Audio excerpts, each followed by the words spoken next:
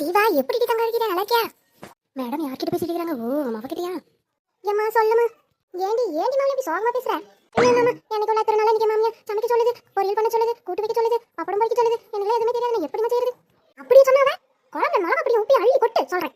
அட போமா நீ ஏன் சமைக்க சொல்ற?